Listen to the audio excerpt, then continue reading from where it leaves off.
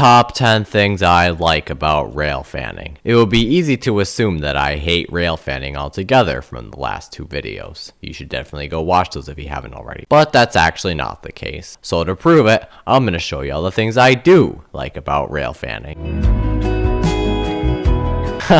Just kidding. I'm not done quite yet. At number 10, I have friendly crews. Getting a really good horn show or a wave can make even the most boring all Gevo elephant style backlit high sun train into a pretty fun catch. This example here is one of my favorite catches just for the fact I got a really nice horn show despite the power being nothing out of the ordinary.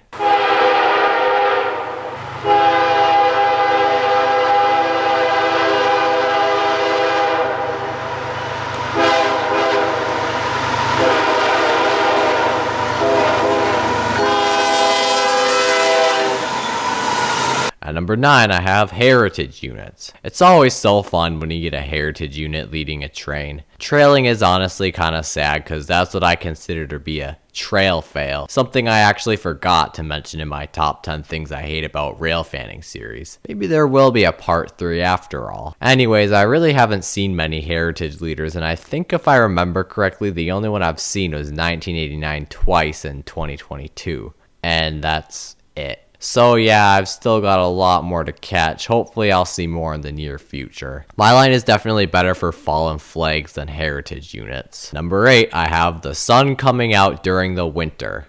Or any time, but especially winter. Winter is long as it is. Less hours in the day, which means less trains. And out of those few trains you catch, it feels like less than half are actually under sunlight. There are few feelings more rewarding than sunlight with snow, especially in the morning or evening. Morning snowy shots just hit different, bro. I don't care how cold it is outside, how windy, how boring the power is. If the sun is out, there's snow, and there's a train, I'm outside. Number 7, I have EMDs.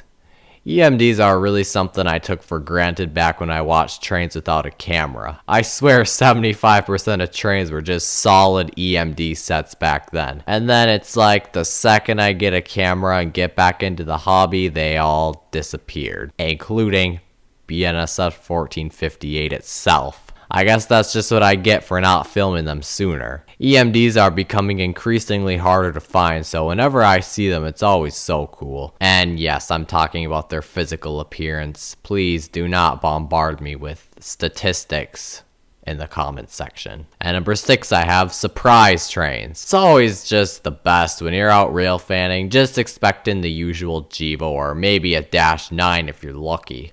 Then all of a sudden you start hearing EMD motors, a neat horn, or even expecting just a Gevo, and then it turns out to actually be a heritage unit or some fallen flag. I would say that it feels at least 10 times more rewarding when you catch something cool that you had no idea was coming. Getting a heads up is great and all that, but nothing really beats being truly surprised by something awesome. At number 5, I have the rail fanning community. The nearby network of rail fans is so helpful, bro. I wouldn't have ever seen tons of my best catches without their help. I've also even met a couple people who I never would have met otherwise. You know, always great to have an opportunity to meet new people with similar hobbies and interests. Rail fans in general seem to be pretty chill people as well, at least the ones I've met. I'm sure that's not always the case, but the ones I've met are very nice and have been enjoyable to talk to. At number 4, I have trains running towards the sun at the right time of day. Okay, that sounds like a lot, but man, it is just the best when there's a train in the afternoon or morning that's actually running in the right direction so you can get shots like this.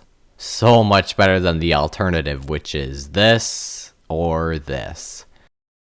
At number 3, I have train meets. Train meets are always fun whether you witness them or they happen somewhere nearby. Always means more trains, which is always a good thing. I've actually got some pretty neat train meet videos if you want to check them out sometime. Of course, these can suck if you're on a double track main line and one train blocks the other, but I'm not, so witnessing a meet is always in a siding where I can usually plan which side of the tracks I should be on. And coming in second, I have great travel opportunity. Pretty much wherever you go, unless you're on like a tropical cruise or something, there's gonna be train tracks nearby, which makes for the perfect excuse to go places if you can afford it. I myself already have some train trips planned after I get my license. What better excuse to get out of the house than to go to some random railroad crossing 50 hours away just to catch some trains?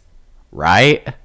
Rail fans are so normal. And at number 1, I have getting outside. Now, I'm gonna try not to sound like a self-improvement YouTuber, because I am a foamer, not a self-improvement YouTuber. But I gotta say, one of the easiest ways to fall into the deepest pits of degeneracy is by spending too much time indoors and never touching grass.